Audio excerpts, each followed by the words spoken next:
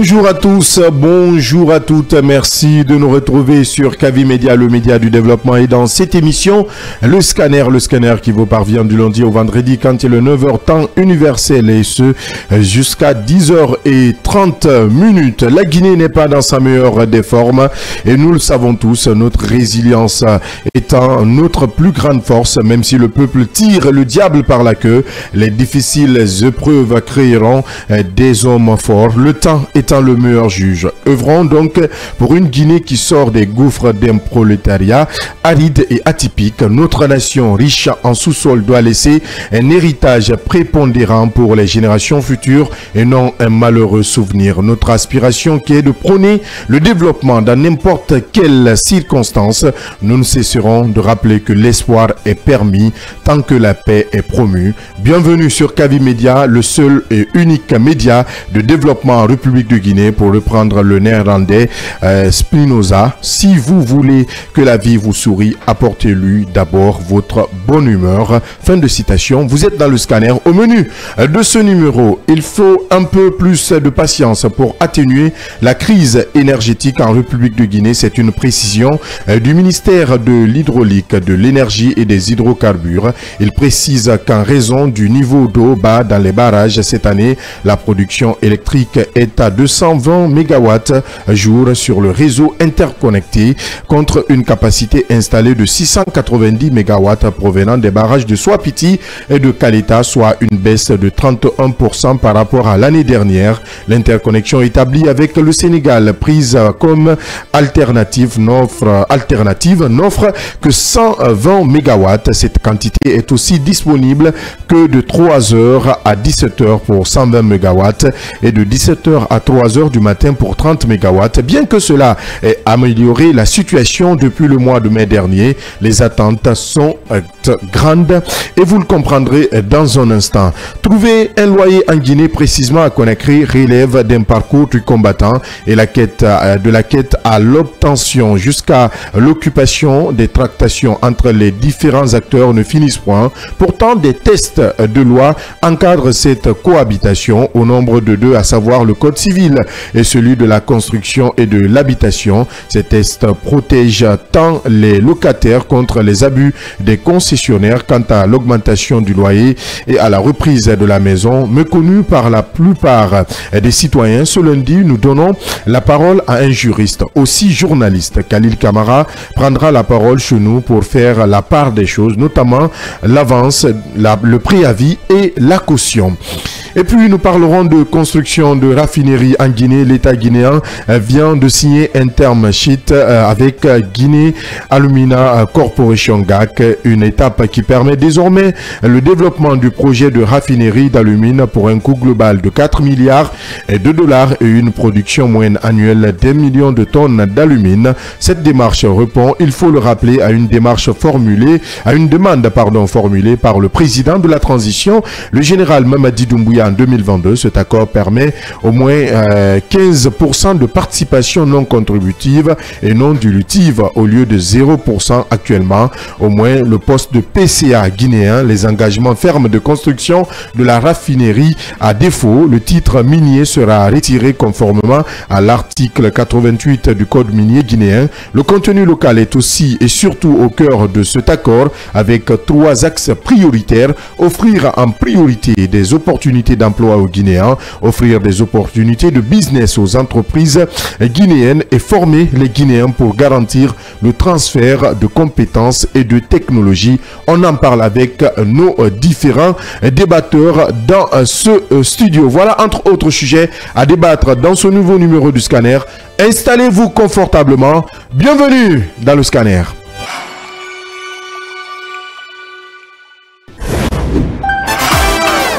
Dans un monde médiatique où la seule critique prospère, où les solutions sont voilées. Merci de nous écouter du côté de Bofa, de Boké, à Kagbele, à Tombolia, à Somfonia, à Bessia, dans les nouvelles communes également.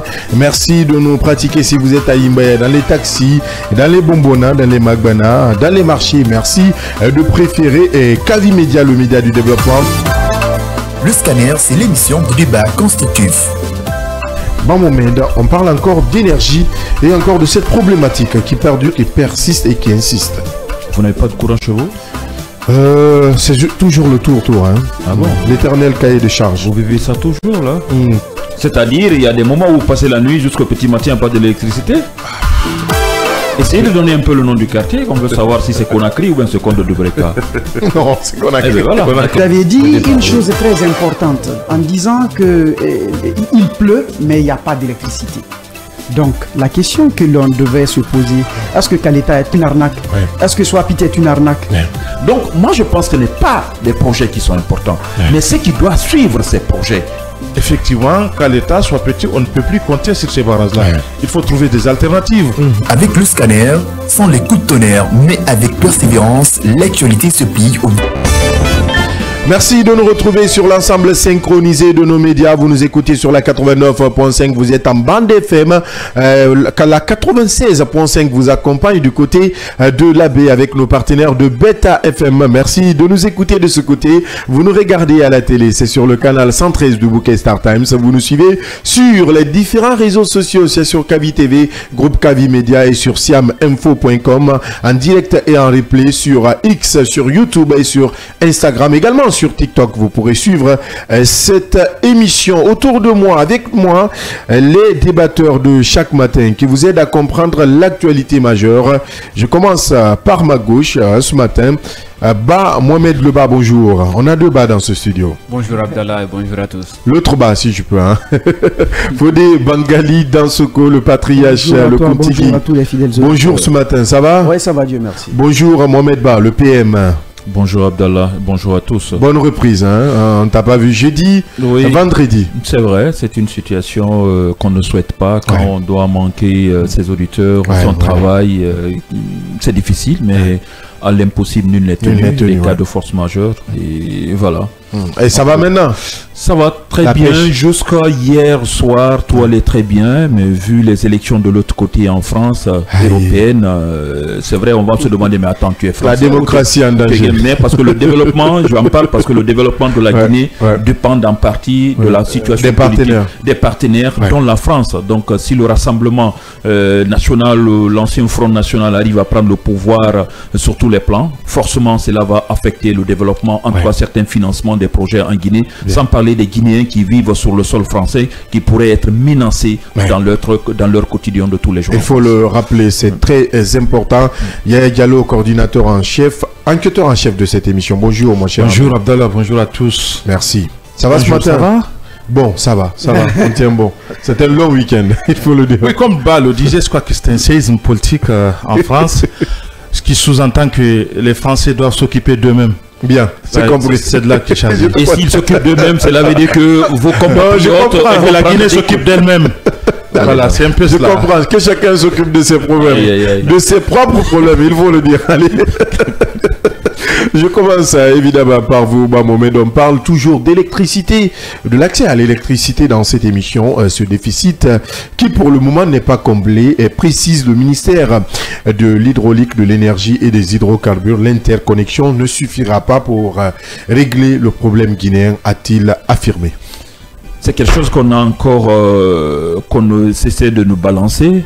Ça ne doit pas nous surprendre parce que nous savons très bien quelle est la capacité de chaque source d'énergie que nous avons.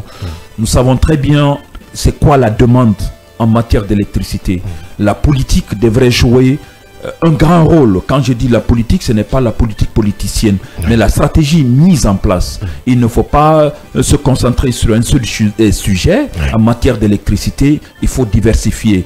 L'interconnexion, on pensait que quand on a commencé à parler de vraiment l'appui en matière d'électricité du côté du Sénégal, de l'OMVS, à partir de poste de l'INSAN, on pensait que c'était fini, c'est 24 heures sur 24 qui allaient nous permettre de sortir de ce que nous connaissons comme difficulté, le noir, la nuit, mais vraiment nos appareillages et tout ce qui ne pouvait nous être utile en matière d'économie, de pouvoir écouler nos petites marchandises. Je fais allusion à ces femmes qui vivent des différents congélateurs.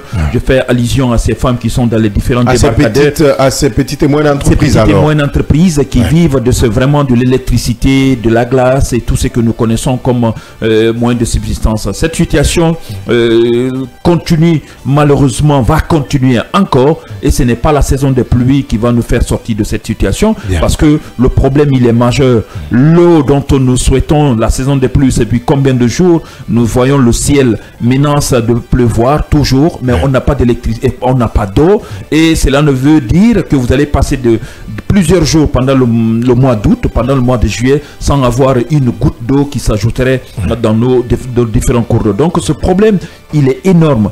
On a l'erreur qui a été commise depuis le départ de ces différents projets. On n'a pas essayé de redresser très tôt. Ça, ce n'est pas avec le CNRD. Je fais allusion aux différents régimes qui sont précédés, précisant les 2 mandatures, voire 3 mandatures de président Alpha Condé, avec ces différents projets qu'on a vus, qui nous permettraient vraiment, qui nous avaient été cela annoncé, qui allaient nous faire sortir de cette situation, de ce noir que nous avons consommé tous les jours et nous continuons de consommer. Donc moi, je pense que l'électricité, il faut qu'on se lève, qu'on n'essaie pas de colmater juste pour convaincre ou faire des yeux doux en attendant l'arrivée des élections, je ne sais de quelle année, mais il faut qu'on essaie de mettre quelque chose en place, quelque chose de consistant qui pourrait être, qui pourrait s'inscrire dans la pérennité. Si on n'arrive pas à pérenniser, on n'arrive pas à mettre des projets qu'il faut au moment qu'il faut, cela pourrait être dommageable pour les uns et les autres. Cela dit quoi? Il faut que les autorités du pays, il faut que le ministère en charge de l'électricité, de l'hydraulique, arrive à nous trouver des bons projets,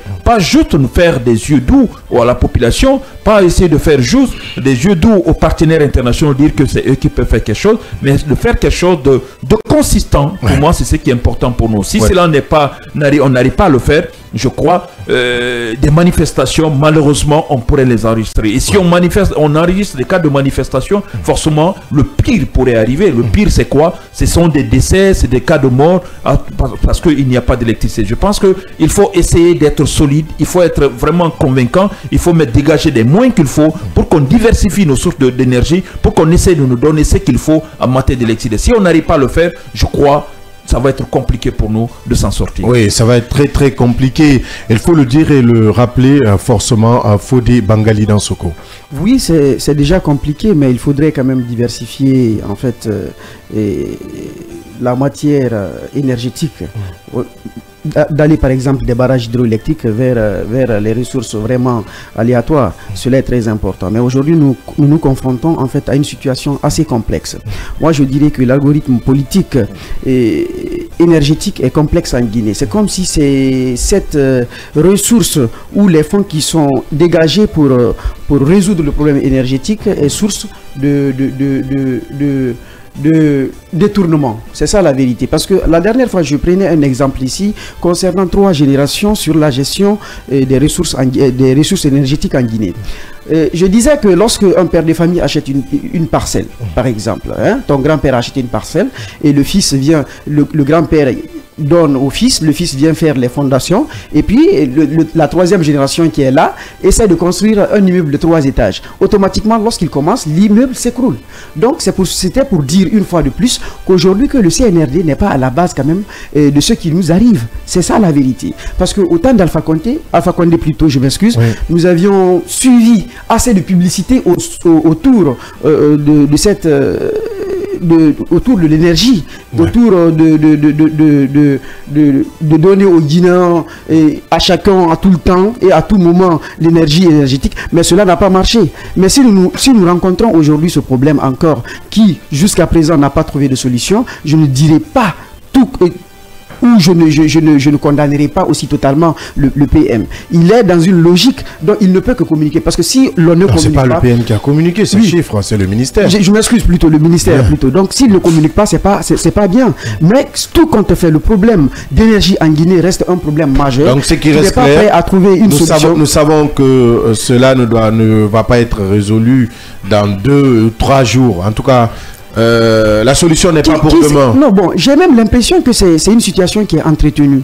Parce qu'il y a assez d'argent qui sont injectés au sein de ce ministère pour pouvoir faire fonctionner nos barrages, pour pouvoir faire fonctionner nos centrales thermiques. Parce que quelque part, j'aurais appris aussi qu'il y aurait un bateau flottant qui doit être accosté du port autonome bientôt. Pas accosté, c'est les Russes qui doivent fabriquer ou je sais pas. En tout cas, nous aider de ce côté. Cela prendra assez de temps, mais c'est pas... C'est des projets à long terme. C'est des projets à long terme. Et puis ce problème d'interconnexion, en fait, a causé assez de dégâts aussi dans les foyers.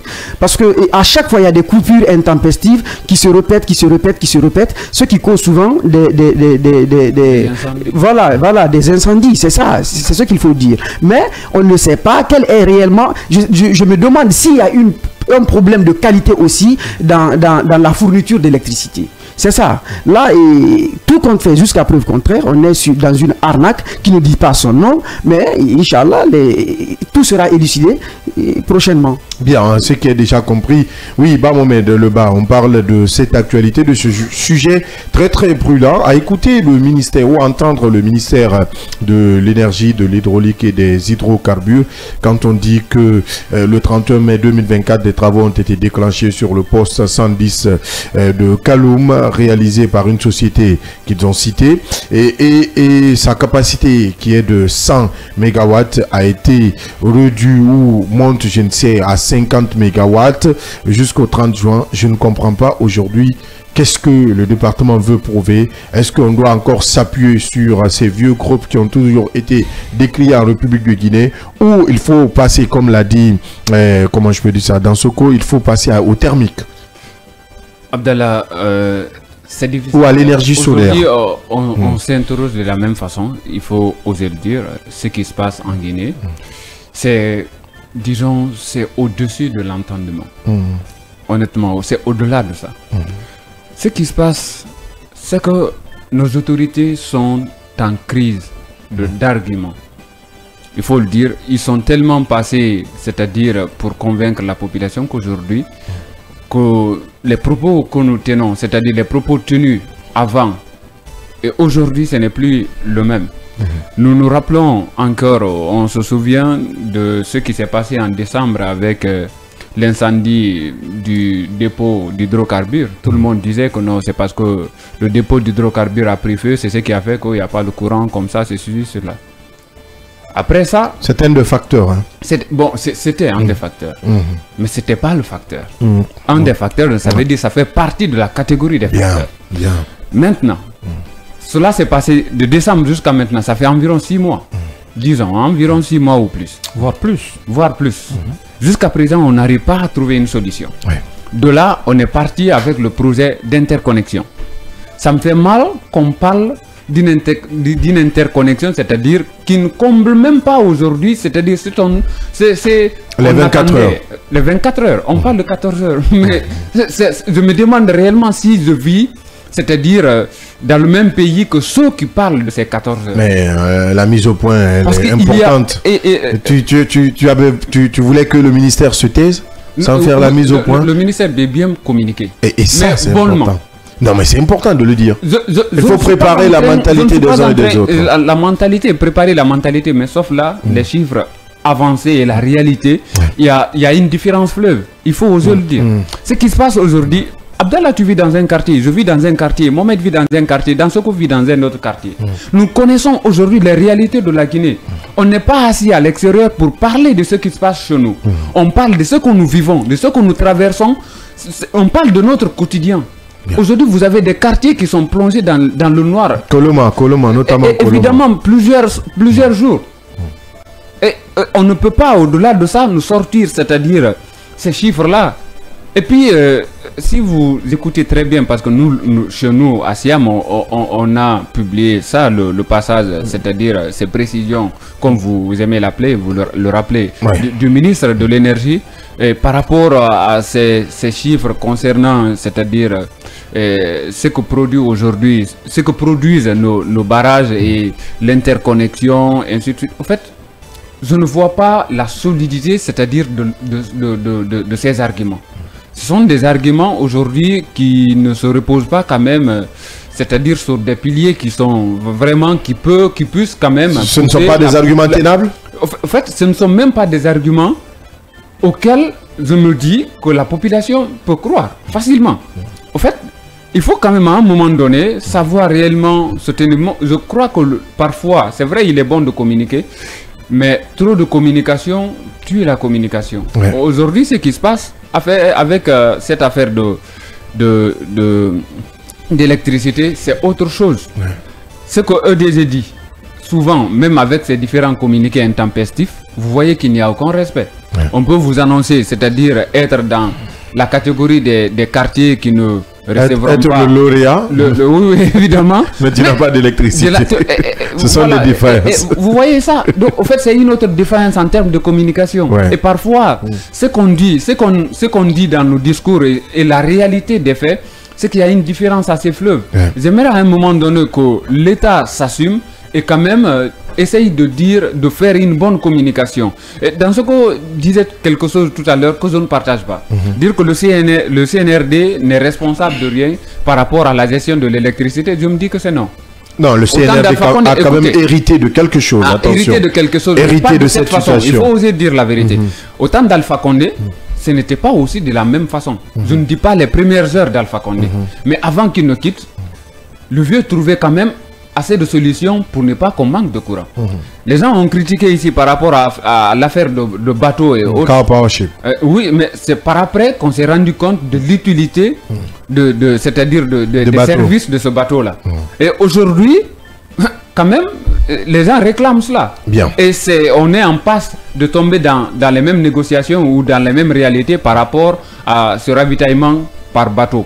Donc il faut quand même oser dire que le CNRD peut-être n'a pas su gérer, c'est-à-dire l'après Alpha Condé. Bien. Ce qui est compris. Hein. En tout cas, ces précisions du ministère de l'énergie, de l'hydraulique, Yaya Diallo, et des hydrocarbures qui donnent froid au dos, il faut le dire. Hein. Aujourd'hui, on s'y attendait peu parce que cette interconnexion a tant été vantée quand même en République de Guinée. On pensait que cette interconnexion allait quand même résoudre les problèmes guinéens. Quand il s'agissant évidemment de ce déficit du courant électrique en République de Guinée, précisément à Conakry, mais malheureusement, hélas pour une fois encore. Bah, je suis amené à dire que c'est une lapalissade de dire que nous, il y a un déficit énergétique dans notre pays et que, puisque pour un premier temps, on nous parlait d'une couverture de 19 heures sur 24 heures, c'était dans le communiqué du ministère à l'époque. Maintenant que le ministre nous parle de 3h à 17h et de 17h à 3h, ce qui n'est pas le cas. En tout cas, pour ceux qui vivent dans les quartiers, dans les hautes banlieues, à moins que ça soit Abdallah qui est dans une cité, dans une cité ministérielle. Mais en ce qui nous concerne, nous pensons que c'est un discours. Je ne suis pas dans une cité. Non, mais enfin, de façon, tu bénéficies de la largesse du ministère de l'énergie. Donc c'est ce qui sous-entend que le ministre devrait pouvoir quand même nous dire exactement ce qui se passe au niveau du ministère de l'énergie. Mais en réalité, nous constatons effectivement que c'est une confusion, encore une fois, qu'on vient d'en ajouter à ce qui existait déjà. Donc ce qui fait qu'aujourd'hui, on ne sait plus à qui s'insévouer, parce que tout simplement, on estimait qu'avec cette interconnexion, on aurait dû assister à une amélioration de la desserte du courant électrique, ce qui n'est pas le cas pour l'instant. C'est à se demander effectivement est-ce que les experts, en tout cas ceux qui ont fait ce qu'on appelle les études préalables, n'ont pas pu tenir en compte un certain nombre d'éléments, ce qui fait que cette interconnexion n'a pas pu, à un certain niveau, répondre aux attentes et des autorités de la population. C'est de là qu'il s'agit aujourd'hui. Le ministre ne peut pas, à travers un communiqué ou une sortie médiatique, justifier ce qui est palpable, ce qui est évident. Ce qui est évident, c'est qu'il manque de courant continu. Ce qui est évident, c'est que depuis le 20 mai, puisque c'est de là qu'il s'agit, la situation reste et demeure la même. Donc il n'y a pas une amélioration. Il n'y a pas de grand changement, mais il y a des changements quand même. C'est à votre niveau. C'est important. Mais c'est un truc global, on voit. Non, lui il parle précisément de son cas. Non, je ne parle pas de mon quartier. De ton cas. Pas vu la même chose. Je ne me dirai pas le contraire. Bah, dans quel quartier, s'il te plaît, cher ami? Non, vas-y, c'est pas ton et dans ce cas aussi. Ah, d'accord. Amdallah. Donc, dans ce cas aussi, la même chose. Maintenant, le PM, comme son nom l'indique, il est à quelques... Non, mais dans ce cas, maintenant, de l'électricité. Il ne peut pas me dire le contraire. Si, ce n'est pas comme avant. Je confirme ce que Yaya vient. Non, ça, c'est un sabotage. Non, c'est pas de sabotage, ça. Non, ça, c'est un sabotage.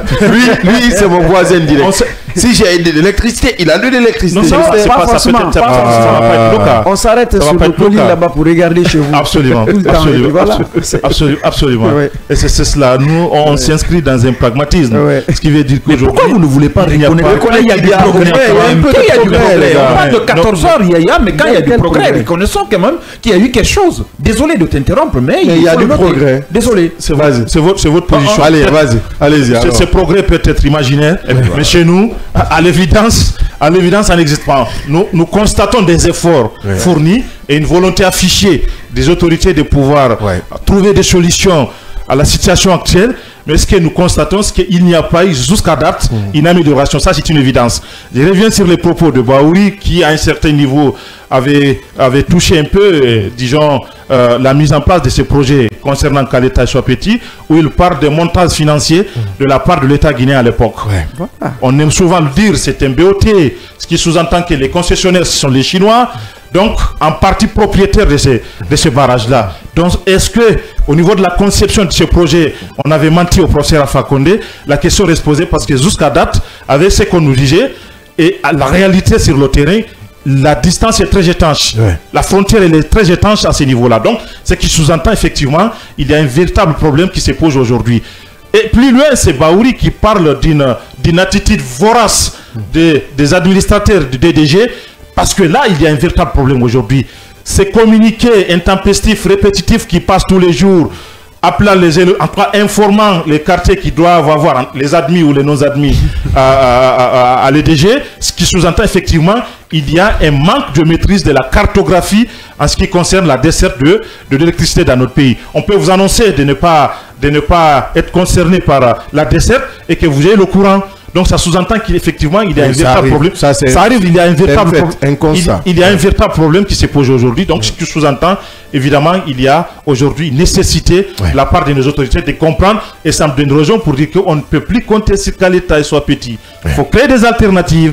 Et je pense qu'avec l'eau solaire, on estime que ce n'est pas un fait de paille, qu'il y a une volonté, que tout est en train d'être mis en place pour que nous puissions trouver des alternatives pouvant nous permettre de sortir progressivement dans cette situation qui n'a fait que trop durer. Et je pense que aujourd'hui, encore une fois, le colonel doit s'intéresser pour qu'il ait ce qu'on appelle un pragmatisme au niveau de ces secteurs-là. On entend dit trop, c'est un secteur qui devrait avoir des techniciens, moins de discours, mais on a l'impression effectivement que c'est des amateurs tout simplement qui à tout bout de champ, quand ils sentent effectivement qu'ils sont acculés, ils nous sortent de communiqués qui quelquefois même ajoute ce qu'on appelle de la confusion à ce que nous en avons déjà. Donc ce qui sous-entend que en réalité aujourd'hui on a besoin d'avoir ce qu'on appelle une communication de vérité, un langage de vérité pour nous dire c'est vrai qu'il y a eu des efforts qui sont consentis, c'est vrai que la volonté elle est là, mais à date, il n'y a pas eu de solution. En dépit de tout ce qu'on a pu entendre...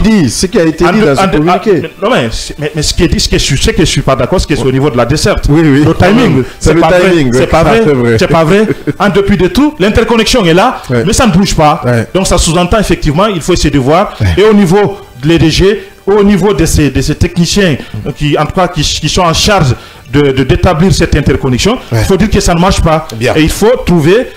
évidemment ce qu'on appelle des solutions définitives à cela. Des solutions à long terme. Et je pense que l'OPM a dit, ils sont conscients de cela. Maintenant, on attend, puisqu'on a appelé les uns et les autres à la patience. Nous, on est patients. On est patients et nous appelons la population à la patience. Ce qui est évident, c'est que la patience a des limites.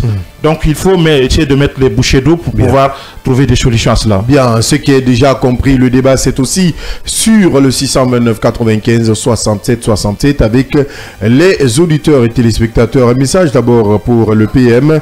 On dirait que la pluie a attendu bas. La pluie a entendu, il pleut. C'est comme après. Dans ce studio, nous, on ne sent pas cela. Mais il pleut. C'est un message d'un auditeur.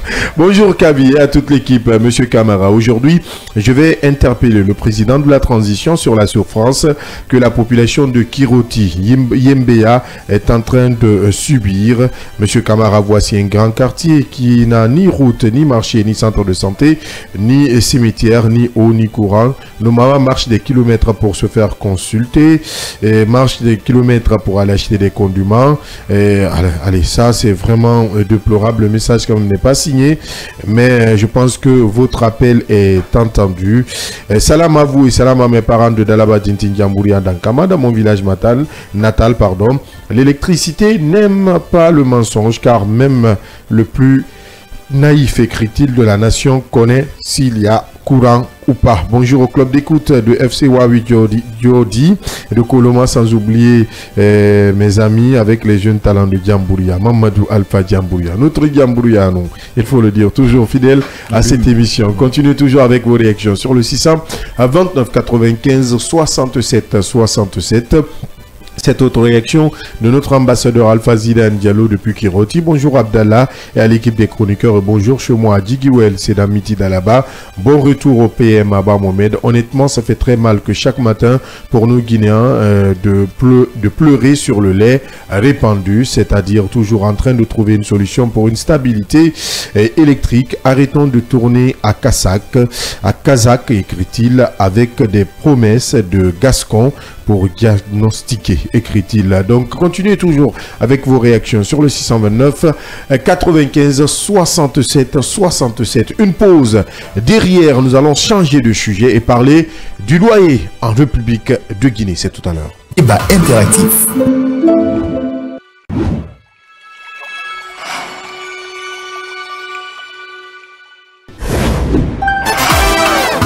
Dans un monde médiatique où la seule critique prospère, où les solutions sont voilées. Merci de nous écouter du côté de Bofa, de Boké, à Kagbele, à Tombolia, à Somfonia, à Bessia, dans les nouvelles communes également. Merci de nous pratiquer si vous êtes à Imbaya, dans les taxis, dans les bonbonnas, dans les magbana, dans les marchés. Merci de préférer Kavi Média, le média du développement. Le scanner, c'est l'émission du débat constructif. Mohamed, on parle encore d'énergie et encore de cette problématique qui perdure, qui persiste et qui insiste. Vous n'avez pas de courant chez vous? C'est toujours le tour, hein. Ah bon? L'éternel cahier de charge. Vous vivez ça toujours là? C'est-à-dire, il y a des moments où vous passez la nuit jusqu'au petit matin, pas de l'électricité? Essayez de donner un peu le nom du quartier, on veut savoir si c'est Conakry ou bien c'est Conde de Breka.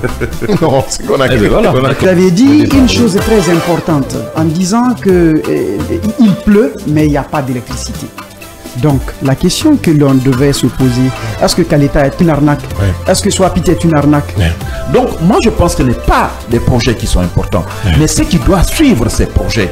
Effectivement, qu'à l'État soit petit, on ne peut plus compter sur ces barrages-là. Il faut... Chaque matin, nous vous aidons à comprendre l'actualité dans cette émission, le scanner, l'émission de débat constructif.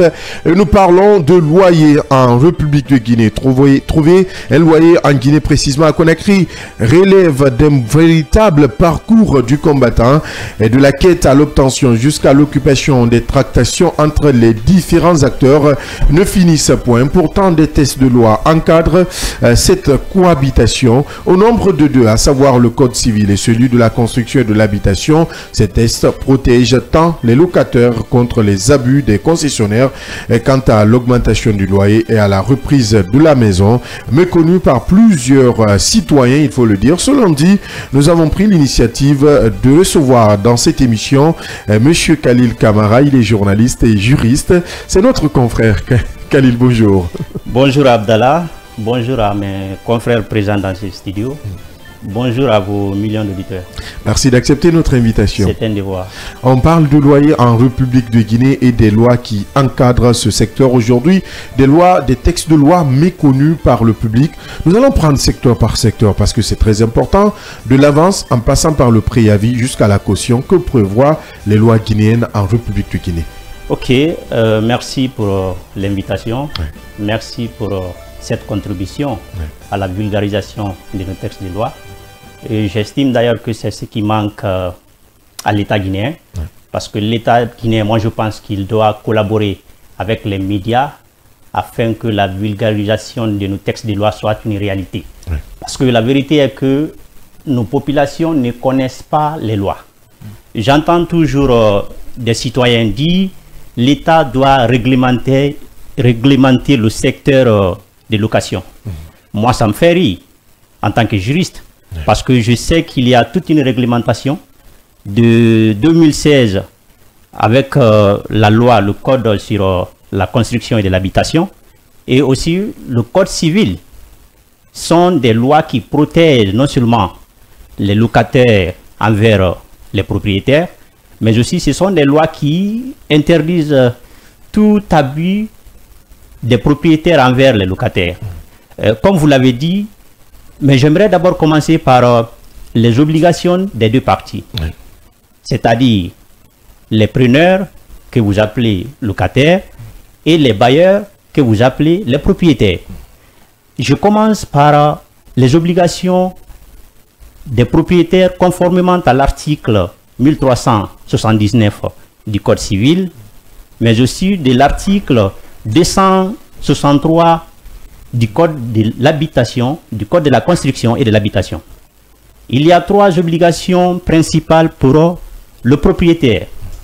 La première obligation, c'est livrer la maison en bon état de servir à l'usage pour lequel elle a été louée. Cela veut dire quoi? Cela veut dire que vous ne devez pas d'abord donner une maison en location si réellement la maison ne répond pas aux commodités de la location. Ce qui revient à dire que chaque propriétaire voulant mettre sa maison en location doit s'entretenir à ce que la maison soit en bon état. Être en bon état, parce que la loi est très claire sur cette obligation. Il dit que le propriétaire répond non seulement aux défauts, aux vices que la maison pourrait avoir, empêchant donc l'usage plein et entier de la maison, ce qui veut dire que si vous rentrez dans une maison et que vous vous rendez compte après que cette maison, il y a le toit qui coule, même si le propriétaire ne l'avait pas connu avant, c'est-à-dire avant même la conclusion du contrat, il est obligé à revenir pour le réparer. La deuxième obligation pour le propriétaire, c'est d'effectuer les grosses réparations. Vous avez le Code de la construction et de l'habitation qui définit ce que c'est que les grosses réparations. Les grosses réparations s'entendent à tout ce qui, par exemple, tous les travaux dont le montant est supérieur au loyer mensuel. Bien. Tous les travaux dont le montant, bien sûr, est supérieur au loyer mensuel. Les grosses réparations, ce sont aussi des travaux sans lesquels la maison est inhabitable. Et notamment, vous avez par exemple la réfection de la toiture, la réparation du mur qui s'effondre ou qui menace de s'effondre. Ce sont ces charges-là de réparation qui sont mises sur la tête du propriétaire. Si la tôle coule, ça c'est l'obligation pour le propriétaire d'arranger la maison. Si le mur risque de s'effondrer, oui, ou alors s'est effondré, cette charge aussi est mise sur la tête du propriétaire. Bien. Et comme je l'ai dit, vous ne pouvez pas par exemple imposer au propriétaire, au locataire, une charge, une réparation dont le montant est supérieur au loyer mensuel.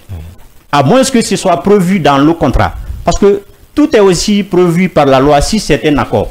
Vous pouvez vous entendre avec votre locataire par exemple, que si vous rentrez dans une maison, vous allez bien sûr la mettre en bon état. Mais vous n'êtes pas obligé, c'est le propriétaire qui est obligé à le faire. Et une troisième obligation pour le propriétaire, c'est laisser paisiblement le locataire jouir de la maison. Laisser paisiblement, cela veut dire quoi? Lorsque vous mettez une personne en location, vous ne devriez pas venir la harceler chaque fois. Oui, restreindre ses libertés. Restreindre ses libertés. Vous la laissez jouir pleinement de la maison. Et on va venir tout à l'heure sur les obligations du propriétaire. Vous s'est dit que le propriétaire aussi a l'obligation d'entretenir la maison comme s'il en était le propriétaire.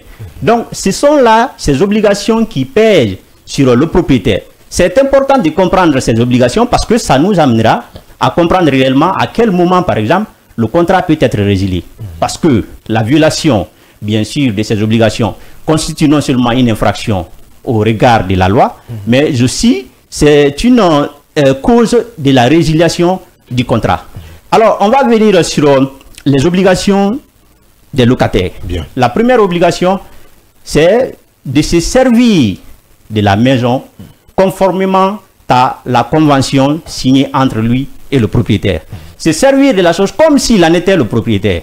Et la loi dit à ce niveau, notamment le code de la construction et de l'habitation, que le locataire aussi procède aux petites réparations. Les petites réparations, ce sont les réparations locatives. Et la même loi d'ailleurs précise quelles sont les réparations locatives. C'est par exemple la peinture, c'est par exemple l'entretien de la maison, c'est-à-dire tous les travaux qui permettent aux locaux d'être en bon, c'est-à-dire d'être en bon état d'hygiène, de propriété et de fonctionnalité convenables. Entretenir aussi la maison parce qu'il y a une obligation qui incombe aux locataires et la question revient chaque fois chez les citoyens. C'est quoi? C'est la vidange de la fosse septique. Il faut dire clairement que le code de la construction et de l'habitation met dans les obligations du locataire la vidange de la fosse septique. À ce niveau, il faut quand même aussi faire une précision parce que vous ne pouvez pas, par exemple, à 1 mois ou à 2 mois, après 2 mois ou 3 mois de l'habitation d'une maison, qu'on vous parle de la vidange de la fosse septique.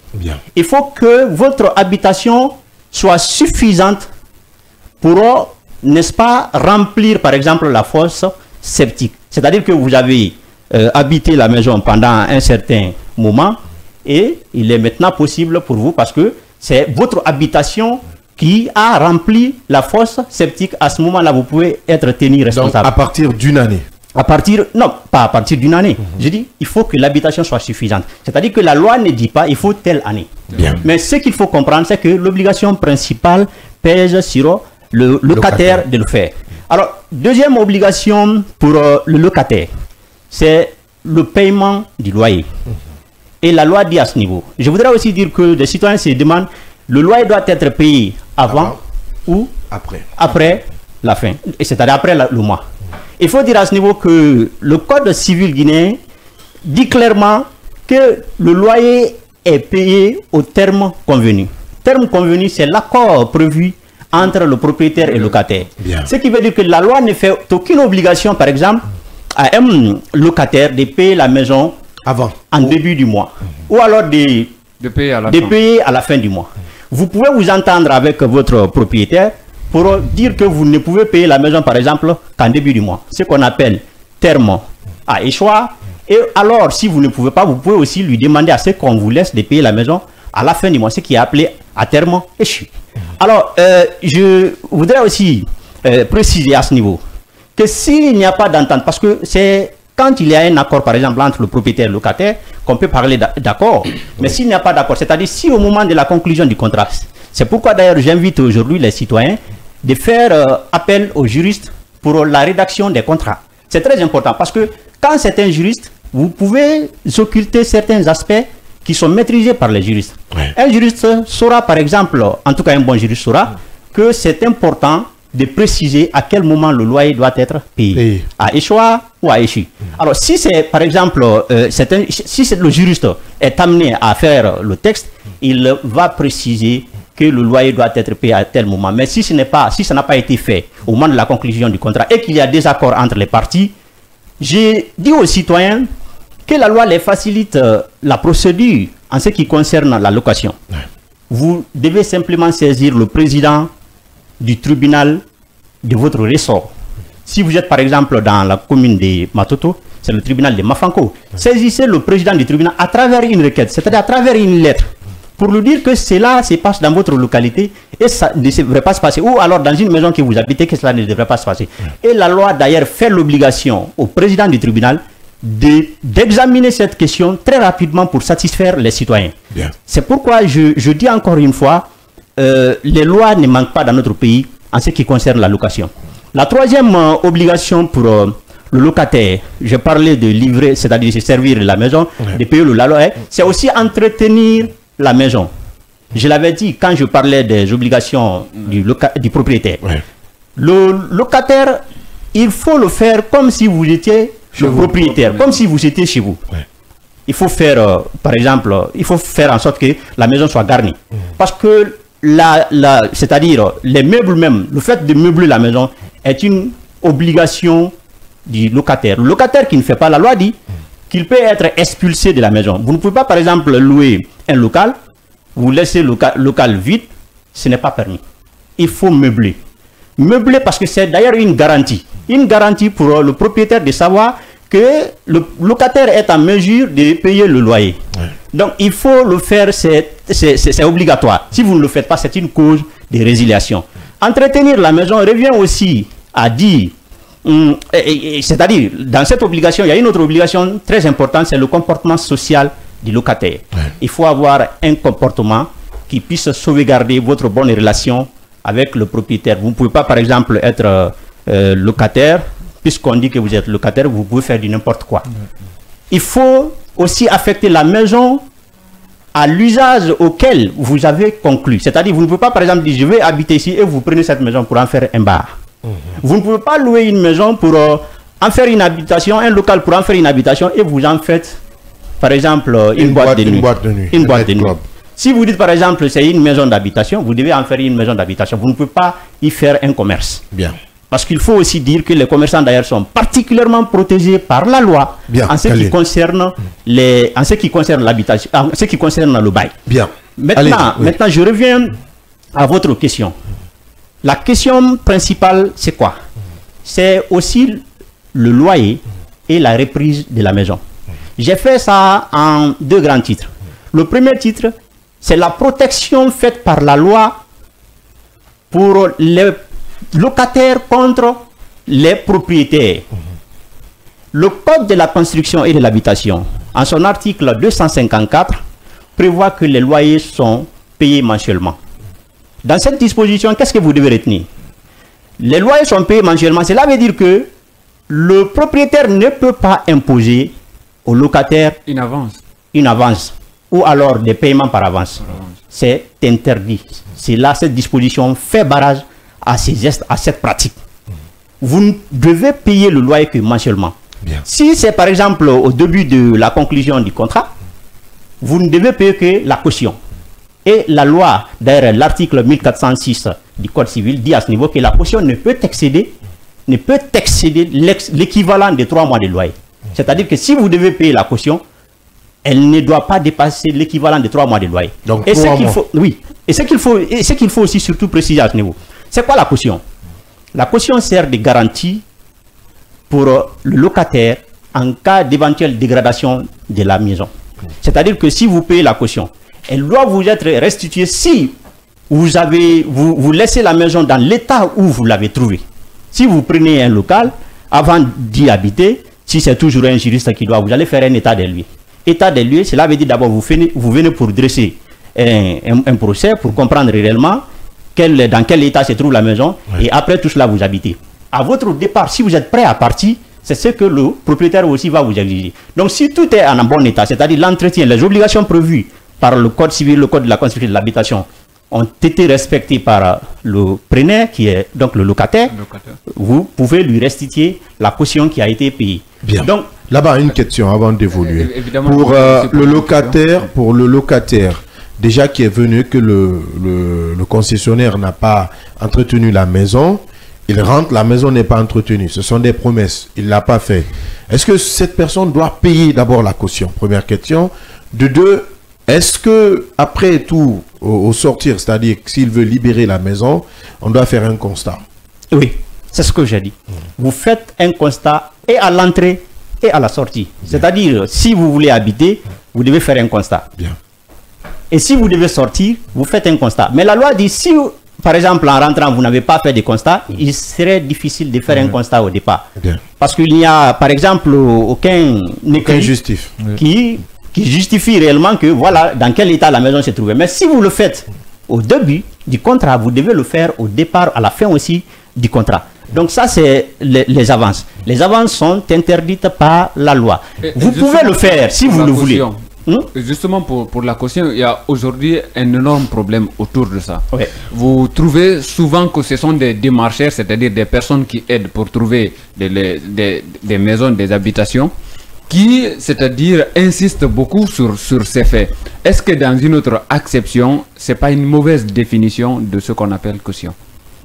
Oui, c'est une mauvaise compréhension, bien sûr, de la caution par les citoyens et même par l'État. Je dis par l'État parce que quand le ministre Ousmane Gawal avait été nommé ministre de l'Habitat, il a pris une décision qui m'a beaucoup choqué en tant que juriste. Il dit la caution ne peut pas, la caution est fixée à 3 mois.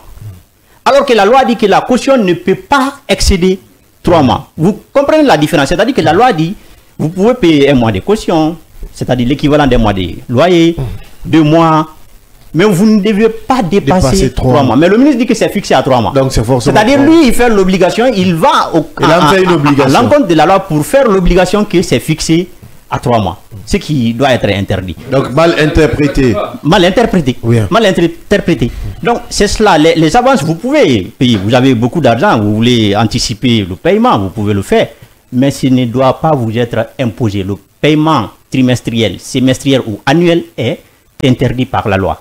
Maintenant, toujours pour... Attendez, est-ce que c'est interdit ou accepté? Parce que quand c'est dit, c'est interdit, vous le faites, c'est-à-dire les sanctions suivent. Mais si vous arrivez à vous entendre, là, il n'y a pas d'interdiction. L'interdiction voudrait dire que personne ne doit le faire, même si vous avez la volonté de le faire. Ok, votre manière de comprendre les choses, je suis d'accord avec vous. Ce que je veux dire très clairement, c'est qu'il est interdit aux propriétaires de la maison d'imposer aux locataires des avances. Bien.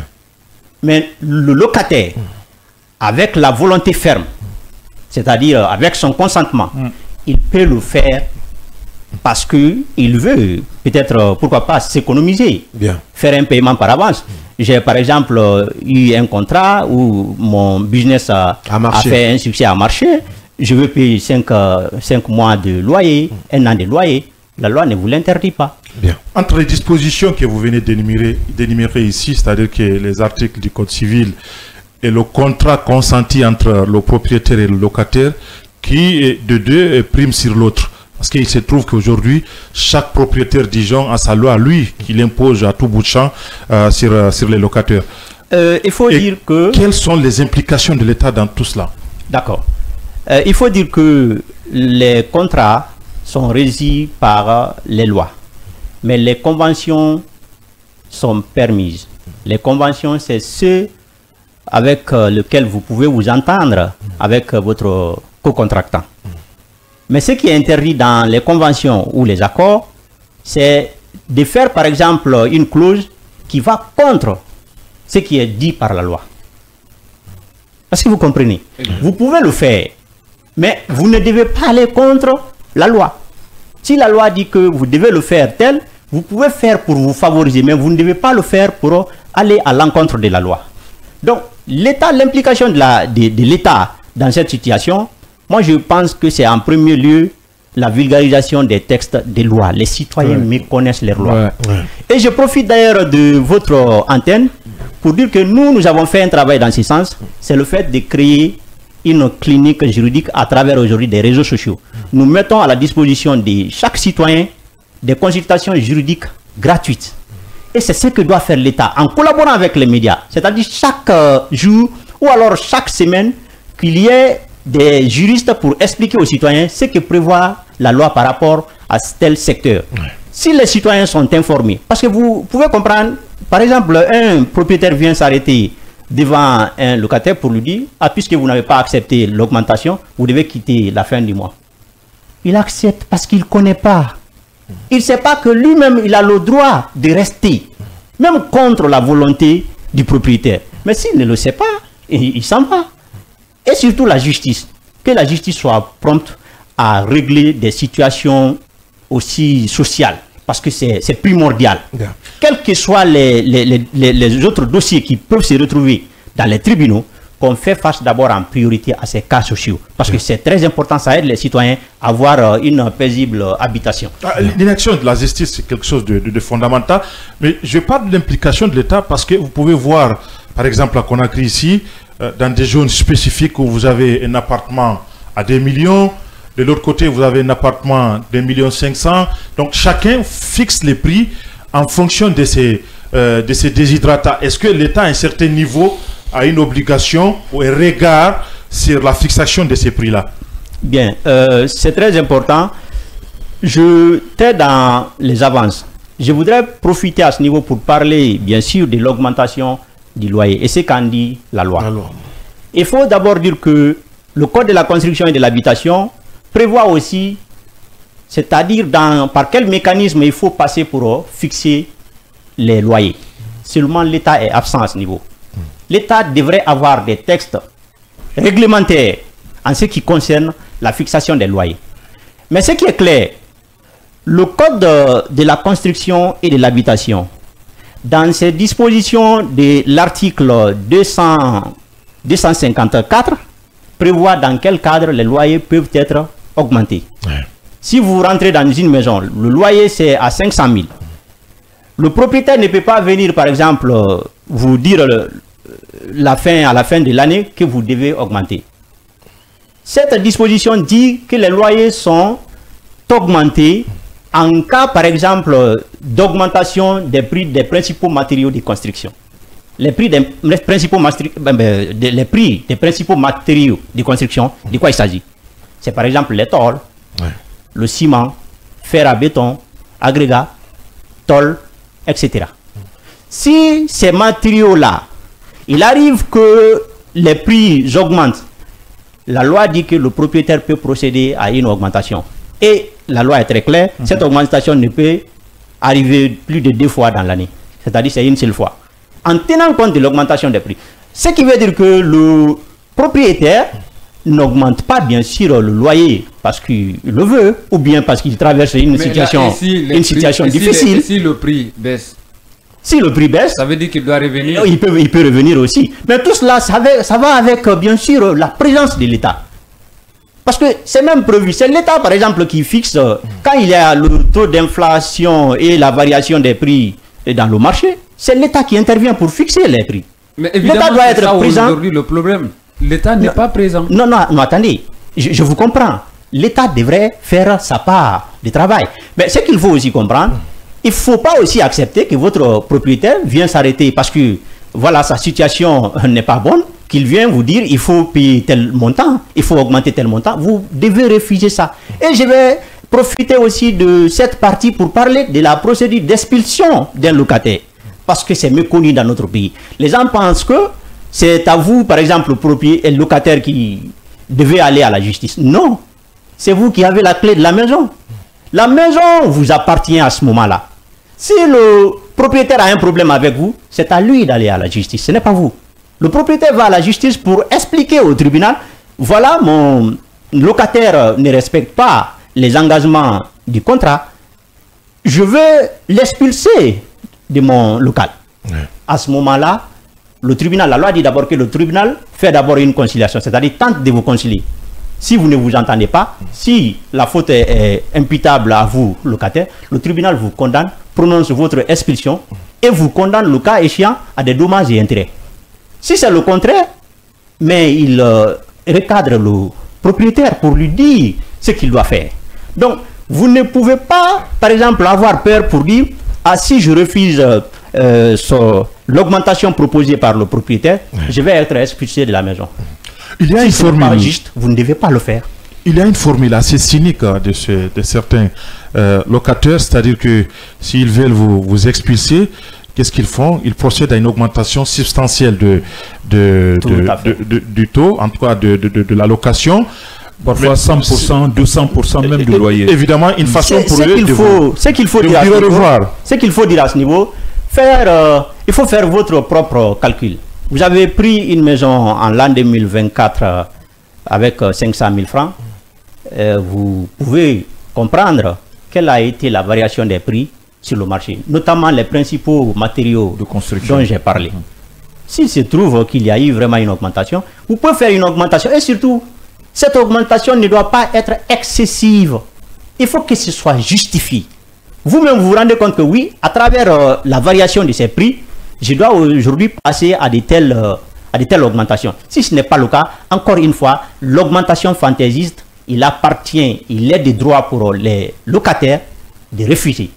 Maintenant, le deuxième titre, puisque c'est le temps qui file, c'est bien sûr la reprise de la maison. vous êtes locataire, la maison ne vous appartient pas. La définition même du bail, c'est la jouissance temporaire d'un bien. Alors, cela veut dire quoi?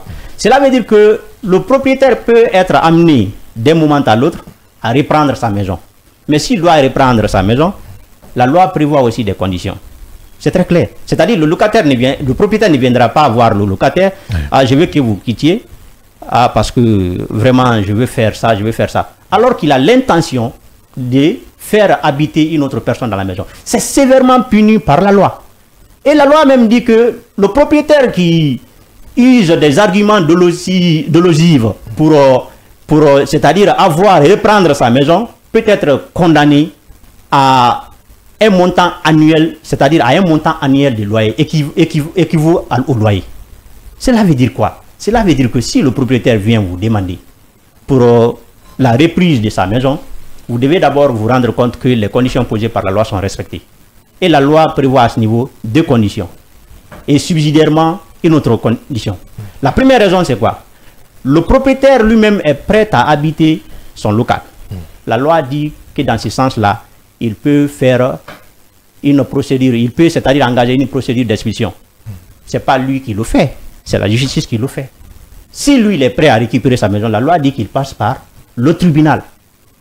Il engage la requête et il dit au tribunal pourquoi je veux récupérer ma maison. Si le tribunal constate que les conditions posées par la loi ne sont pas respectées, le tribunal va rejeter la demande, voire condamner le propriétaire. La première raison, c'est lui-même qui doit habiter la maison. La deuxième, c'est son conjoint. Si par exemple le propriétaire veut faire habiter sa femme, et la loi dit que ça doit trouver que par exemple que sa femme n'a pas une autre habitation. Et si c'est lui-même, ça doit trouver qu'il n'a pas une autre habitation. En dessus de sa femme, il y a aussi d'autres membres de sa famille. Il peut aussi faire habiter d'autres membres de sa famille. Mais si vous mentez en tant que propriétaire, que vous voulez faire habiter votre femme, alors que vous amenez un autre locataire, la loi dit que les autorités locales de votre localité sont chargées de veiller au respect de ces conditions. Ce sont les maires, les chefs de quartier et autres. Donc, troisième raison, c'est par exemple les travaux. Le propriétaire veut, c'est-à-dire modifier la maison. C'était peut-être une petite maison, il veut faire une grande maison. La loi lui permet aussi d'engager une procédure d'expulsion contre le locataire.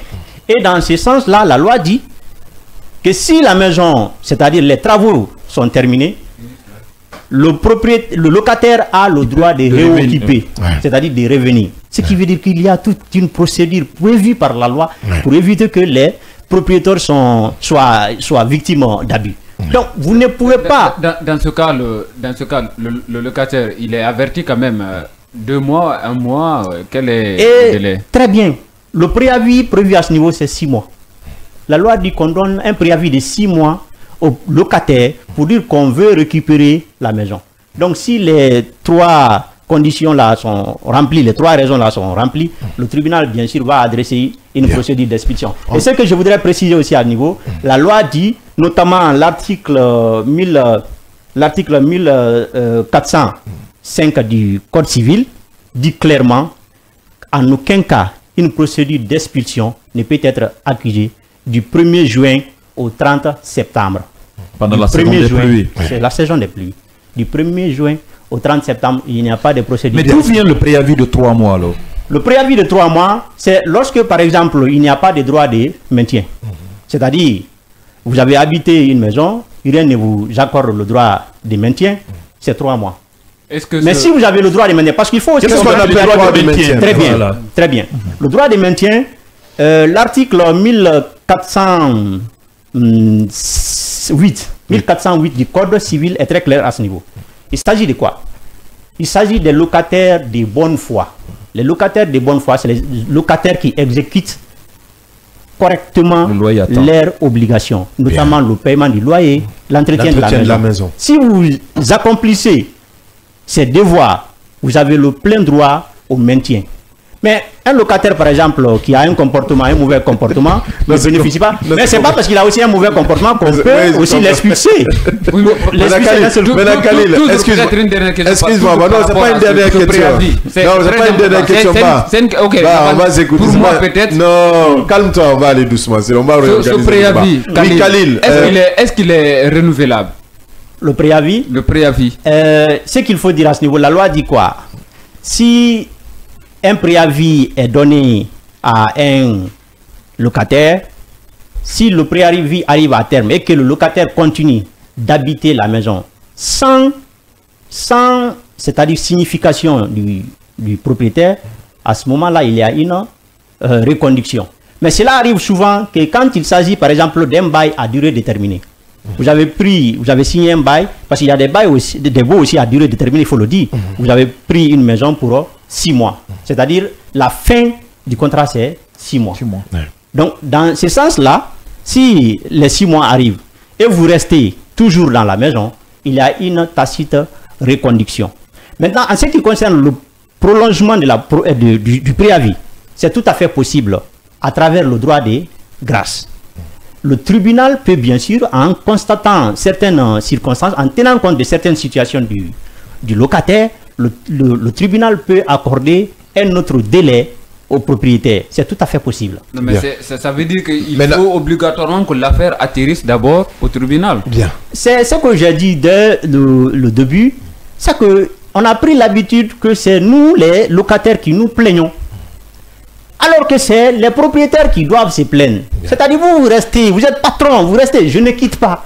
Ok, vous ne voulez pas quitter, le propriétaire devrait avoir pour recours, je vais à la justice. Bien. Mais chez nous, on dit, si vous ne quittez pas, on vient vous faire violence et vous ne vous défendez pas. Non. L'erreur principale d'ailleurs commise par les citoyens, c'est quoi? C'est les gendarmeries et les commissariats. Ce ne sont pas du tout des services compétents. Ce ne sont pas des services compétents pour résoudre des questions liées au loyer. On appelle des questions civiles, notamment. Cette question peut-être pour appuyer. Est-ce que, parce que j'ai eu beaucoup de disputes, je dis pas discussion, disputes avec certains citoyens. Le loyer en Guinée, le préavis, est-il gratuit ou payant? C'est très important. C'est une question très très importante. Très important pour moi ce matin. Une question très très importante. Il faut dire que le préavis est tout à fait à payer. Merci. Le contrat de bail prend fin à la suite d'un congé donné par l'une des parties. Et la loi précise, le congé c'est le préavis, ce congé est tout à fait payant. Bien. C'est très clair. Et il y a un autre problème. Souvent, quand il y a conflit, disons, entre le preneur, c'est-à-dire et le propriétaire, le propriétaire va le chef de quartier pour se plaindre. Et une fois là-bas, le chef de quartier peut trancher, ça arrive souvent. Et après avoir tranché en faveur, par exemple, du propriétaire, on saisit la gendarmerie qui ne réfléchit pas et qui descend automatiquement sur le terrain pour expulser Manu Militari. Parmi toutes les lois en Guinée, la seule fois que la loi parle des chefs de quartier en ce qui concerne la location, c'est le Code civil, notamment l'article 1409. C'est des numérotations, on peut se tromper, mais c'est dans l'intervalle, vous pouvez sûrement retrouver. Cette loi dit que les autorités locales sont chargées de veiller au respect du droit de reprise et du droit de maintien. Je l'avais signalé. Lorsque le propriétaire ment pour reprendre sa maison, c'est-à-dire pour fuir aux conditions posées par la loi, en cas d'expulsion, la loi dit que les chefs de quartier sont chargés de veiller. La mairie, bien sûr aussi, peut avoir une commission pour veiller à ces genres de situations. Mais les chefs de quartier ne décident pas. Peut-être par simple sagesse, peuvent appeler les citoyens pour tenter de les concilier. Mais ce n'est pas obligatoire, par exemple, pour un citoyen d'accepter la condition posée par un chef de quartier. On peut, par exemple, vous appeler, venez, Abdallah, venez, qu'est-ce que vous avez? Nous avons ça, nous avons ça. Un chef de quartier averti d'ailleurs des textes de loi peut dire, ah, vous avez tort, monsieur Abdallah, en tant que propriétaire des maisons, parce que c'est ce que dit la loi. Ah non, je ne suis pas d'accord. Alors si vous n'êtes pas d'accord, le chef de quartier a l'obligation de vous dire, ok, je vous demande d'aller à la justice. Se dessaisir. Ne faites pas. Il n'est même pas saisi. Il l'a fait de plein gré. Il vous dit, allez alors au niveau de la justice. Oui. C'est la justice qui impose, par exemple, sa décision. Une décision d'expulsion, c'est la justice qui l'impose. Une décision de maintien dans les lieux, c'est la justice qui décide. Bien. Mais le chef de quartier n'a pas vraiment cette qualité. La gendarmerie ne doit pas intervenir. La gendarmerie intervient seulement si un citoyen, par exemple, refuse d'exécuter une décision de justice. Il y a une décision de justice. Le citoyen, par exemple, une décision est rendue pour une expulsion. Le locataire dit qu'il ne sort pas. À ce moment-là, le procureur ou alors à travers un huissier de justice, un huissier qui intervient, on peut faire sortir le locataire à travers la force. Dans le cadre de la fixation des prix, est-ce qu'on peut parler d'un vide juridique ou d'une aphonie tout simplement de l'appareil judiciaire? Parce que là, à ce niveau-là, on suppose que, en dépit de tout ce que vous venez d'expliquer ici, ce sont les citoyens qui imposent leurs prix. Est-ce qu'à un certain niveau, en fonction des commodités ou de la position géographique d'un certain nombre de quartiers, l'État devrait pouvoir être beaucoup plus précis à travers les textes pour pouvoir imposer un certain nombre de prix? Ok. La question est très importante. Il faut dire que la loi prévoit des mécanismes pour la fixation des prix. Je l'ai dit, je le redis. Mais la loi ne dit pas, par exemple, pour une maison dans tel quartier, il faut tel montant. La loi quand même dit que pour une maison, par exemple, de moins stading, de haute stading, la loi prévoit quels sont, par exemple, les mécanismes de fixation des prix. C'est prévu par le Code de la construction et de l'habitation. Ouais.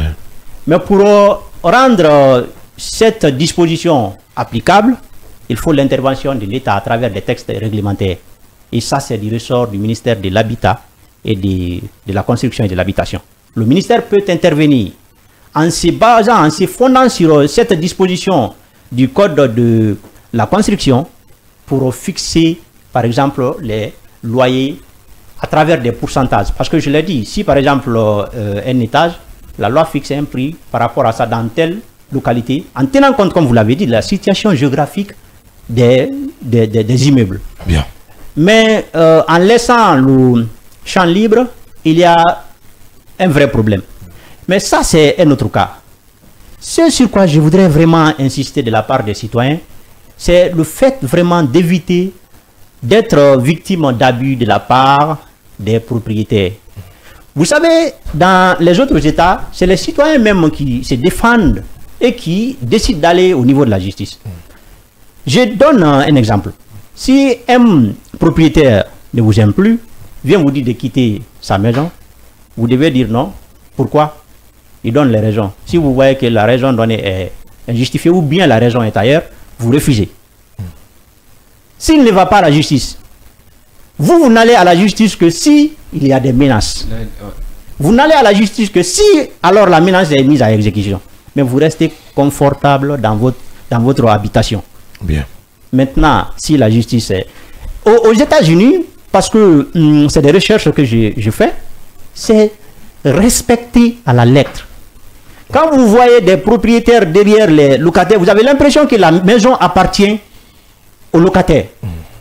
Parce que le propriétaire, le locataire a tout un droit de rester. Mais la loi dit procédure d'expulsion. Procédure d'expulsion, je suis prêt à faire expulser, vous passez par la justice. C'est aussi simple que ça. Mais si vous acceptez de quitter... Allez, ça c'est de gré. Allez, on va aller avec les auditeurs et téléspectateurs qui participent aussi au débat sur le 629 95 67 deux fois. Bonjour Kavi, concernant le loyer. Avons-nous un État ou un État absent, hein, pose-t-il. Il pose la question. Les lois sont méconnues. Vivement une vulgarisation de façon continue. Merci au scanner pour ce sujet. Abdoulaye Barry est depuis Koya. On enchaîne toujours avec ses auditeurs et téléspectateurs. Donzo Sekou qui nous écrit du côté de Kaporo, notre fidèle auditeur. Bonjour le grand journaliste. juriste. Je profite de l'occasion pour saluer mes parents. Je vous salue votre invité qui est là à sensibiliser, à informer la population guinéenne sur ses droits, car tout ce qu'il est en train de dire, tout le monde, ce n'est pas tout le monde qui connaît. Moi-même, j'ai été victime, mais j'ai accepté car je ne voulais pas discuter, écrit-il. Qu'est-ce qu'il dit? Allez, on comprend. Merci. En tout cas, Donzo Oseko pour cette réaction. Bonjour Abdallah et à toute l'équipe du jour. Un coucou à votre invité, Mfali Aminata Sissé. Et depuis Yatea qui nous laisse cette réaction. Bonjour le scanner, bonjour le grand juriste, monsieur Khalil. Vous m'avez tellement manqué. Les propriétaires de maisons en Guinée augmentent les loyers quand ils veulent. Il faut que l'État joue son rôle. C'est le véridique 100% catalan depuis petit.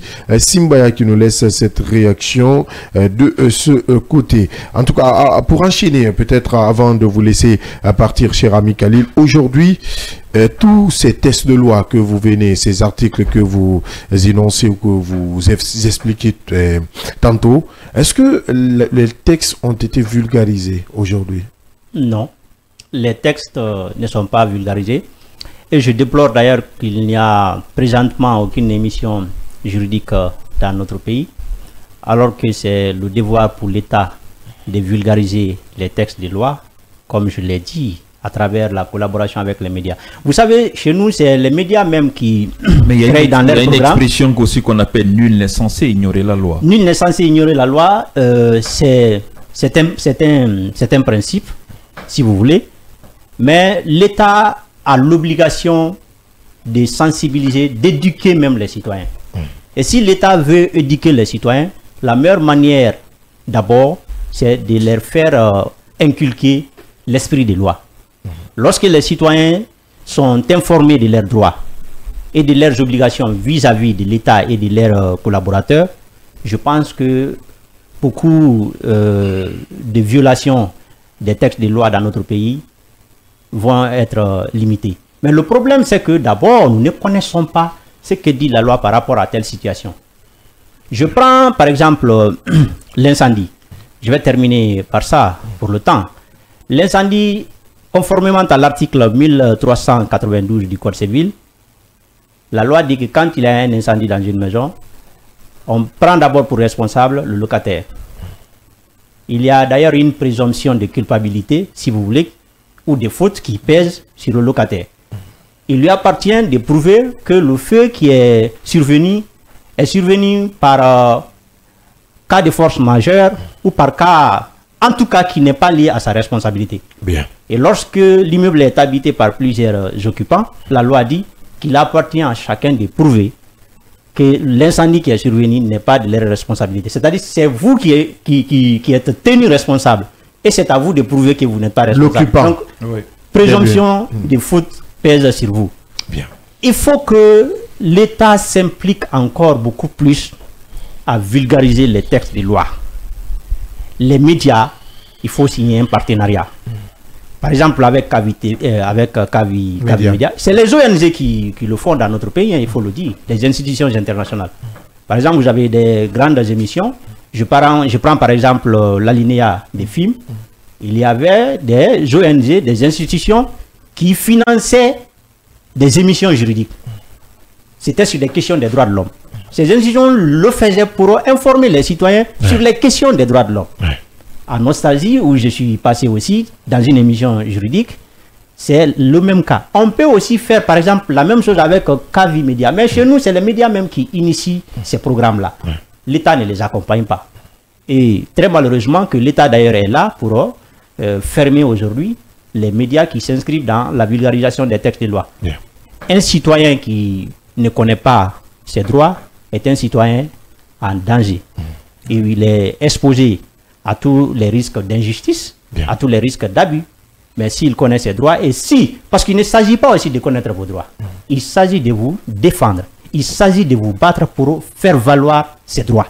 Si vous savez par exemple que vous ne devez pas quitter une location parce que la loi vous permet d'être maintenu, la loi vous permet que vous ne soyez pas délogé pour amener une autre personne, si vous savez, si vous quittez, c'est que vous-même, vous êtes aussi faillible au regard de la loi. Vous-même, vous ne jouez pas. Il faut que nous ayons l'esprit d'ailleurs, l'esprit de citoyenneté.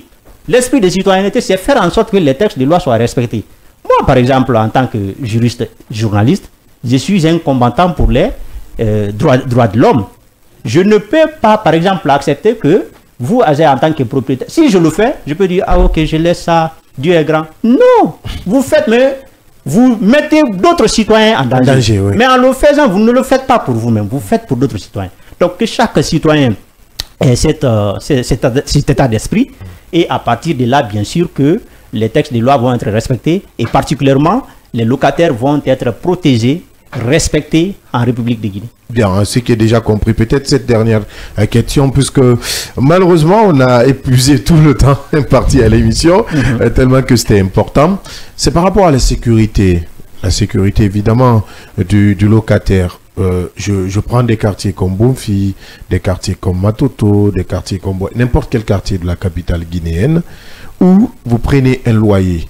Mais après, il y a des petits problèmes entre le concessionnaire et le locataire. Un concessionnaire qui a plusieurs enfants, dont vous connaissez peut-être qui peuvent être des bandits de grand chemin, ou des personnes qui ont plus de force que vous, qui peuvent menacer, aller jusqu'à menacer votre famille. Si vous vous retrouvez dans ce cas précis, que devez-vous faire en tant que locataire? Quelle est la démarche à suivre? Vous soulevez encore une question très importante. Les droits sont tenus responsables au regard du propriétaire. Mais la loi dit que les voies de fait, ce sont les propriétaires, les locataires eux-mêmes qui doivent se défendre. Qu'est-ce que cela veut dire? Lorsque vous habitez une maison, chaque fois que vous posez une question, vous me rappelez des aspects très importants méconnus des Guinéens. La loi dit que si vous habitez par exemple une location, il y a des bruits. Vous savez, les bruits sont nuisibles à la santé publique. L'Organisation mondiale de la santé classifie les bruits, c'est-à-dire met les bruits parmi les aspects nuisibles à la santé publique. Le Code de la santé publique guinéen protège les citoyens contre les bruits. Vous pouvez négliger, mais dans d'autres pays, ça crée des dépressions. Ça crée des stress qui peuvent donner des AVC. C'est pourquoi dans les États modernes, vous ne pouvez pas, par exemple, même mettre une musique, c'est-à-dire à force que votre colocataire ou alors votre voisin soit perturbé. Donc ce sont des voies de fait. La loi dit que quand ces voies de fait-là arrivent, vous, locataire, vous devez vous battre pour y mettre fin, mais il n'appartient pas au propriétaire de venir vous défendre pour ces menaces, pour ces cas d'incident. Maintenant, si par exemple c'est une question de droit, c'est-à-dire que vous êtes dans une habitation, il y a un autre propriétaire ou un tiers qui arrive, qui vous dit la maison là m'appartient, il faut que vous quittiez. Le propriétaire est responsable, c'est le propriétaire qui s'engage à ce que votre paisible habitation comme prévu par la loi soit établie. Les questions d'insécurité, cela dépend. Si vous avez affaire avec votre propriétaire parce que vous habitez dans le même immeuble, alors il y a des droits communs, des questions aussi de droits communs. Cela veut dire que s'il vous insulte, la loi est là pour condamner les insultes. S'il vous fait violence, la loi est là pour condamner. C'est-à-dire, ce sont aussi certains éléments qui ne pourront par exemple rien avoir avec le contrat. Bien. Ça, c'est à part. C'est comme si vous étiez entre colocataires, s'il y a des problèmes, chacun peut aller à la justice. Cela ne doit pas être lié au contrat. Le contrat, par exemple, on parle de contrat, si seulement c'est lié aux engagements, c'est-à-dire l'engagement que vous avez pris. S'il arrive que vous ne respectez pas l'un de ces engagements, c'est une cause d'expulsion. Et c'est là que je vais parler aussi des infractions, des pénalités et infractions prévues par la loi. Ces infractions sont aussi prévues à l'article 1422 du Code civil. La loi dit, le locataire qui n'entretient pas la maison, qui ne garnit pas la maison, peut être expulsé. Sans préavis. Sans préavis. Non, immédiatement. Immédiatement. On ne peut pas faire sortir... ça va être très compliqué parce que la loi aussi est humaine. Vous ne pouvez pas, par exemple, venir d'un seul jour. Il faut lui donner le temps de se préparer pour quitter. Le locataire qui ne paye pas le loyer conformément à la convention peut aussi être expulsé. Bien. Mais est-ce qu'il y a une loi qui dit, un concessionnaire qui dit je ne donne pas la maison parce que nous ne sommes pas de la même ethnie, je ne donne pas la maison parce que vous êtes une femme célibataire, je ne donne pas la maison, je ne donne pas par rapport à ces subjectivités. Que dit la loi par rapport à ces Vous nous amenez aux dispositions du code pénal. C'est le code pénal qui réprime les discriminations en Guinée. La discrimination est définie par cette loi comme toute distinction opérée entre les personnes en raison de leur ethnie, de leur religion, de leur genre, etc. S'il arrive, est-ce que l'État aujourd'hui, c'est-à-dire, n'est pas totalement absent? Parce que, ou bien l'État... Il y a une question précise. Il y a une question, il n'a pas fini là. C'est ce que je suis en train. Je définissais d'abord ce que c'est que la discrimination. C'est toute distinction opérée entre les personnes en raison de leurs leurs critères d'identification. Si par exemple il arrive qu'un propriétaire vous refuse, c'est d'ailleurs le cas pour même le contrat de travail, c'est pour tous les services. S'il arrive que pour un service, les citoyens guinéens ne savent même pas que vous pouvez imposer même un achat. Le code de la consommation par exemple oblige le commerçant à vous vendre un produit. Vous montez dans un taxi, ou alors vous venez pour monter dans un taxi, le conducteur de taxi ne peut pas vous refuser. Parce que s'il le fait, c'est une infraction. C'est-à-dire qu'il faut que nous soyons informés de tous ces droits pour faire valoir ces droits. Mais vous pouvez par exemple voir, non, c'est pas vous, je vais prendre, c'est l'autre, je vais prendre. Alors lié à cela, si jamais celui qui voudrait avoir cette maison, on dit, ah, vous n'êtes pas marié, vous êtes comme célibataire, je ne peux pas vous donner la maison. Est-ce que vous pouvez porter plainte contre ce concessionnaire? Tout à fait. Mais pour le faire, il faut avoir des preuves. Parce que si vous partez devant la justice, vous dites que tel a refusé de faire ça parce que je suis tel, la loi va vous demander de prouver. Mais s'il arrive que vous prouvez, par exemple, il y a une offre qui a été lancée. L'offre dit que c'est, par exemple, on a besoin d'un couple. Cette question est un peu en contradiction avec la loi, parce que nous sommes beaucoup plus coutumiers, beaucoup plus religieux, mais c'est une discrimination. Une discrimination dans la mesure où c'est une opération, comme je l'ai dit, c'est une opération qui consiste à distinguer les personnes en raison de leur statut social, etc. À ce moment-là, vous pouvez faire valoir vos droits. Si vous ramenez, par exemple, rapporter la preuve à la justice pour dire on refuse simplement de me donner cette maison parce que je ne suis pas marié. Ou alors on refuse de me donner cette maison en location parce que je suis de telle ethnie. Bien. Si vous arrivez à le faire, et d'ailleurs, nous avons aujourd'hui des agents, comment on dit ça, des agents immobiliers, des agences immobilières qui ne sont pas du tout, je ne sais pas comment dire ça, réglementés. Il faut que chaque agent immobilier ou alors chaque agence immobilière soit d'abord imprégné des questions judiciaires. Très bien. Donc, si par exemple vous connaissez l'agence, une agence qui a annoncé telle, s'il dit que la maison a été prise ou occupée par une autre personne, mais il doit le prouver. Si c'est le contraire, on peut se rendre compte par exemple que c'est une discrimination, ce qui est interdit par les dispositions du code pénal bien sûr. Khalil Camara, juriste, journaliste, c'est notre confrère et c'était le grand oral. Nos excuses à ses auditeurs et téléspectateurs. Malheureusement, nous ne pourrons pas développer le troisième sujet à l'ordre du jour. Ce n'est que partie remise. Demain, nous reviendrons là-dessus. En tout cas, merci camarade, merci Khalil. Merci d'être passé dans cette émission. Je vous en prie. Et c'est un devoir pour profiter de l'occasion, encore une fois, de dire aux citoyens qu'ils ont désormais une clinique juridique à leur disposition. Vous pouvez vous abonner sur la page Facebook KC Consultation Juridique Gratuite. À travers cette clinique, vous pouvez poser toutes vos préoccupations. Il y a un citoyen d'ailleurs qui nous appelait hier, qui nous disait qu'il a enceinté une femme mariée. Ils sont partis au commissariat et les commandants veulent lui imposer des sanctions pécuniaires, c'est-à-dire on lui impose des amendes, ce qui n'est pas une infraction au regard de la loi, mais il faut le savoir. Lorsque vous enceintez une femme enceinte, la loi dit que le mari c'est une femme mariée. Une femme mariée, la loi dit que c'est peut-être socialement condamnable, mais la loi dit que le mari a deux options, soit accepter la femme comme telle, ou alors il engage à une procédure de divorce. Mais le responsable de la grossesse n'est aucunement tenu responsable ni à l'égard du mari, ni au regard de la loi. C'est une véritable clinique, merci. Si vous gérez toutes les questions alors. Oui, c'est pour informer. L'objectif principal, c'est important. L'objectif principal, c'est d'informer chaque Guinéen de ses droits. Je vous regarde comme un martien, j'ai l'impression que vous tenez pour souvent c'est comme ça, parce que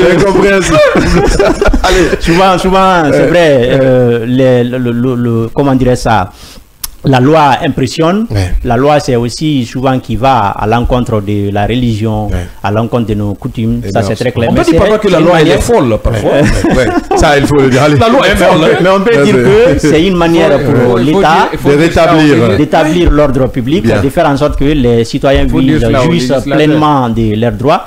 La dernière fois je disais que le fait par exemple de dire à une personne il faut se marier constitue aussi un harcèlement au regard de la loi. J'arrête dès aujourd'hui. C'est-à-dire si vous continuez à dire à quelqu'un il faut se marier, et que cela rend vraiment la personne la met mal à l'aise, c'est tout à fait possible que cela constitue. Oui, mais on va clôturer s'il vous plaît. On va clôturer. Pas de sujet, et puis voilà. Merci vraiment Khalil, merci d'être passé dans cette émission. Merci Bamomed le PM.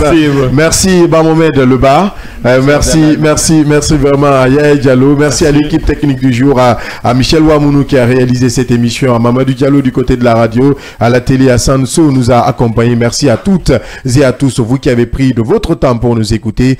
À demain pour d'autres sujets d'actualité avec la même énergie sur le seul et unique média de développement en République de Guinée. Au revoir.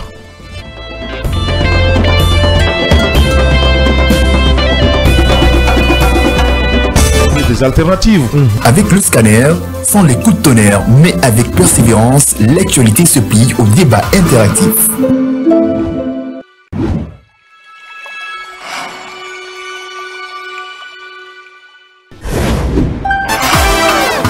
Dans un monde médiatique où la seule critique prospère, où les solutions sont voilées. Merci de nous écouter du côté de Bofa, de Boké, à Kagbele, à Tomboulia, à Somfonia, à Bessia, dans les nouvelles communes également. Merci de nous pratiquer si vous êtes à Imbaya, dans les taxis, dans les bonbonnas, dans les magbana, dans les marchés. Merci de préférer Kavi Média, le média du développement. Le scanner, c'est l'émission du débat constructif. Bamomed, on parle encore d'énergie et encore de cette problématique qui perdure, qui persiste et qui insiste. Vous n'avez pas de courant chez vous? C'est toujours le tour, hein. Ah bon? L'éternel cahier de charge. Vous vivez ça toujours là? C'est-à-dire, il y a des moments où vous passez la nuit jusqu'au petit matin, pas d'électricité? Essayez de donner un peu le nom du quartier, qu'on veut savoir si c'est Conakry ou bien c'est Conde de Breka. Non, c'est Conakry. Voilà. Vous avez dit une chose très importante en disant que il pleut, mais il n'y a pas d'électricité. Donc, la question que l'on devait se poser, est-ce que Kaleta est une arnaque? Est-ce que Swapiti est une arnaque? Donc, moi je pense que ce n'est pas des projets qui sont importants, mais c'est qui doit suivre ces projets. Effectivement, qu'à l'État soit petit, on ne peut plus compter sur ces barrages-là. Il faut trouver des alternatives. Avec le scanner, sans les coups de tonnerre, mais avec persévérance, l'actualité se plie au débat interactif.